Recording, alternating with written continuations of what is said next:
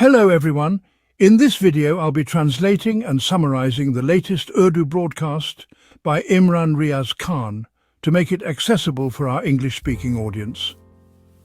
Let's go through the key developments and insights in Imran Riaz Khan's words. Before I talk about the ongoing conflict between Israel and Iran, which started when Israel launched the first attack, followed by Iran's retaliation, the situation has taken a terrifying turn. It has become a nightmare for Israel. As of now, I will present the entire situation before you. I have all the key points, including how many missiles Iran possesses, how far they can strike, and why Israel had no idea about them. I will explain all this in this video. I've done extensive research using many international publications covering Israel's military actions over the last 12 to 15 years. But first, let's talk about some major news from Pakistan. Overseas Pakistanis in the United States and Canada gathered in large numbers to protest against General Munir. Honestly, hundreds of people showed up. General Munir is currently on a visit to the United States. This visit has become, quite controversial. Initially, some supporters that is, were making big claims that General Munir was invited because America loves him. They said the US military is celebrating its 250th anniversary, and a parade is being held for that event, where Munir was invited to participate. But, such claims shouldn't be made recklessly. We still don't know the purpose of his visit, who invited him, or what the actual reason is. Once those exaggerated claims were made, a rebuttal was inevitable. And the White House has officially denied those claims, as reported by the Economic Times. According to them, the United States denies inviting Pakistan's Army Chief Munir to the 250th Army Anniversary Parade.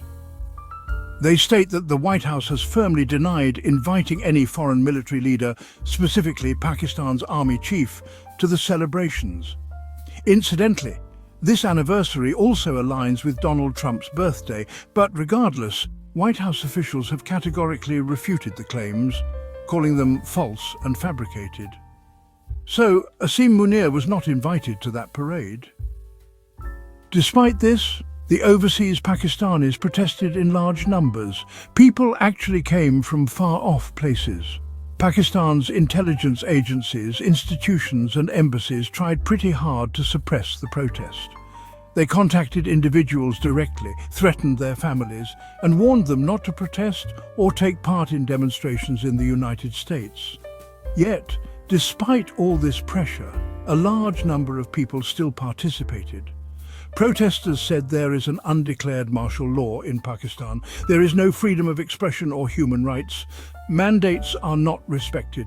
They blame the current military leadership for this situation. Now, to clarify, people do not blame the army as a whole. The general public loves the soldiers who are only doing their duty. The problem is with the military establishment, those at the top, who make decisions for personal gain, which has resulted in the current crisis of martial law. As for whether Munir's visit will be successful or not, people are speculating. Maybe he'll have a high-profile meeting or maybe not. If photos emerge, there could be big hype. But the protest has made an impact. Big or small, there is an impact. Despite intense pressure, hundreds turned out, showing they were not afraid. I mentioned the Economic Times coverage. A rally by Pakistan Tehreek-e-Insaf, or PTI, took place where Ali Amin Gandapur delivered a speech in Khyber Pakhtunkhwa. He made, 2 or 3 statements that are highly dangerous. PTI leadership, especially Imran Khan, must take note. PTI is a democratic party. Imran Khan has always said that they believe in non-violence, in dialogue, in peaceful protest. He has never encouraged violence or armed resistance. But Ali Amin Gandapur is distorting PTI's image. Understand this carefully. It's a subtle operation. What Gandapur is doing will benefit Pakistan's establishment and PTI's enemies, because now people will claim PTI is a terrorist group. Why? Because their chief minister is saying, we will shoot bullets, not just fire them, but thokenge, slam bullets. This word was used. A true Democrat would say, "You shoot arrows, we'll show our hearts." But not violence. Political forces don't talk about firing bullets. They talk about resistance, protest. Earlier, Ali Amin Gandapur had said he would be the first to take bullets, but when bullets were fired at PTI workers, he ran away. No one saw him. People begged him to stay, but he fled. Previously, he had fled over hills. Now he's saying, "I'll go to Adiala, I'll carry weapons, and I'll shoot." He's inciting his followers too, saying if they shoot once, we'll shoot twice. This is dangerous because emotionally charged followers join in the slogans. This could actually damage PTI. I say this seriously. Imran Khan has never asked people to take up arms or commit violence. He still insists that the events of May the 9th were a setup, a conspiracy. He says, "My people are peaceful. They protested peacefully." He cannot believe that his people would come out with weapons. But now Ali Amin Gandapur is claiming they will arm themselves and fire bullets. PTI supporters must remember what Ali Amin Gandapur is doing to them. A while ago, his brother Faisal Amin accused me of confronting Ali Amin after he fled, demanding to know why he didn't shoot at police and rangers. Faisal claimed that I fought with Ali over that, which is a lie. Faisal had tweeted that they would never fire on law enforcement. They'd rather die. And today that same brother is making the chief minister say they will carry weapons and fire bullets. I can say with full conviction, Ali Amin Gandapur's statements are not Imran Khan's statements, and they do not serve PTI. These statements only help PTI's opponents. Mark my words, these words will be used against PTI. This is how narratives are built. Label them terrorists, then suppress them. But who among the public is going to show up with guns? People want to protest peacefully, vote peacefully. It's unfortunate that while the government used violence, no one questioned why they fired on protesters. Even now, they haven't registered any case. They haven't gone to court. Ali Amin Gandapur never showed up in court even once, despite claiming his workers were missing or killed. No legal case was filed. Not once did the Chief Minister visit the families of the deceased. He should have gone. He should have fought for justice.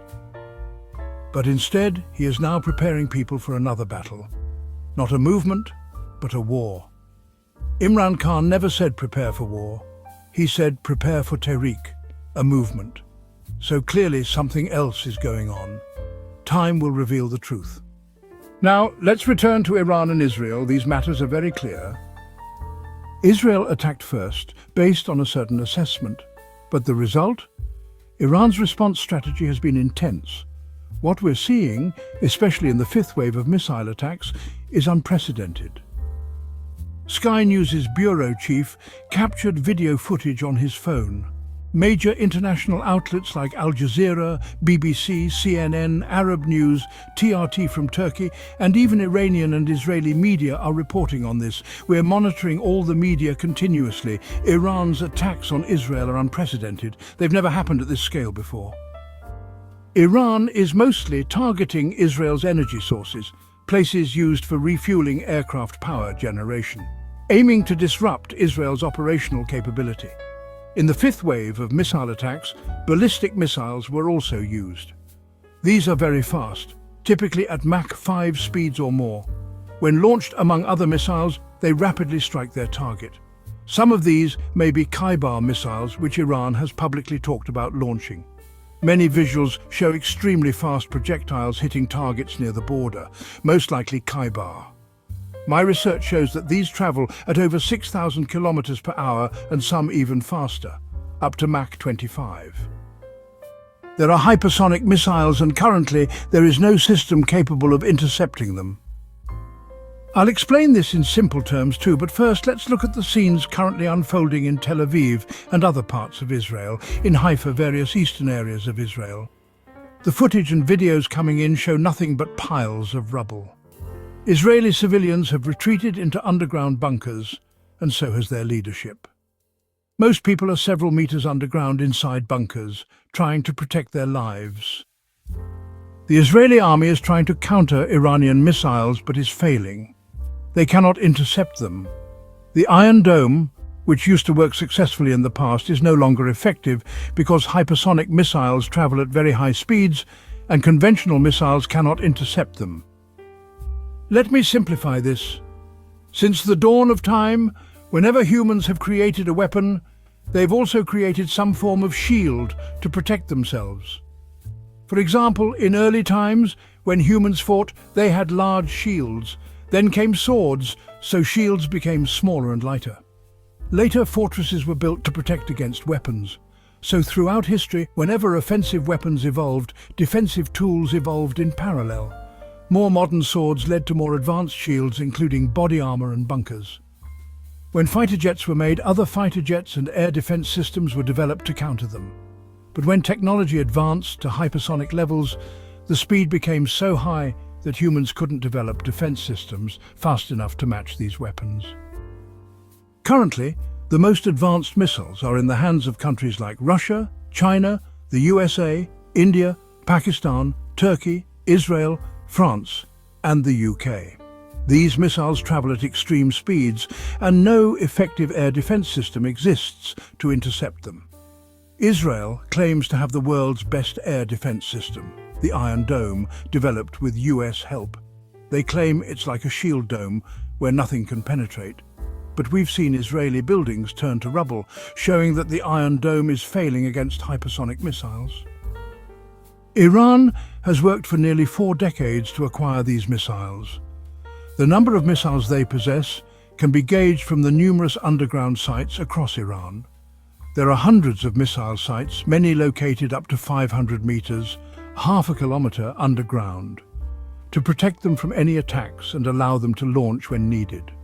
These are stored inside mountains and underground tunnels in what Iran calls missile cities. We've seen visuals of these, but Iran never discloses the locations of these sites. It's certain, however, that these underground missile cities exist, entire cities built underground, fully populated housing missiles. So, Iran started this journey after the 1979 revolution, when ties with the United States, soured quite dramatically. Before that, Iran was actually an ally of the US and, bought weapons from them. But after the revolution, Iraq attacked Iran with support from Western countries. That war really made Iran realize that they needed missiles more than an air force. So Iran began developing rockets, then moved on to cruise missiles, ballistic missiles, and now even hypersonic missiles. Over the years, they have expanded their arsenal significantly. Various reports, including one from the American Peace Institute, state that Iran possesses the largest ballistic missile stockpile in the Middle East. Not only does Iran have them, but they are effective and reliable. Iran has secretly expanded its missile numbers and conducted tests, but due to satellite surveillance, any missile test is usually detected. Hence, Iran conducts tests discreetly and conceals the range and technology from the world. According to American reports, Iran's missile arsenal is vast, possibly the largest in the Middle East. Back in 2016, the United States, United Kingdom and France wrote a joint letter to the UN, warning that Iran was violating agreements and had dangerous missiles. In a 2014 interview, General Amir Ali Hajizadeh confirmed that missile bases exist 500 meters underground. Since the 1980s, Iran never stopped developing its missile program despite sanctions and restrictions. Today, Iran has superior missile technology with long-range capabilities. These missiles don't just fly directly to Israel. For example, if there's a conflict between Pakistan and India, the missile only has to cross a border. But Iranian missiles must pass through multiple hostile territories, first Iraq with American systems, then Jordan, also with Western air defense, and finally Israel, where the Iron Dome is deployed. So, Iranian missiles face multiple defense layers and still manage to hit their targets, proving their efficacy and precision. Now, for the first time, I've seen Israeli civilians screaming and panicking. There's widespread fear and terror among civilians. It seems that if this continues, Israeli citizens might rise against Netanyahu and demand a ceasefire. They never imagined such destruction in Israel, similar to what they once inflicted on Gaza. Judging by their visuals, their reactions and the voices I hear in the videos, they are deeply frustrated and panicked. They can't see this war escalating further. This may lead to political troubles for Netanyahu.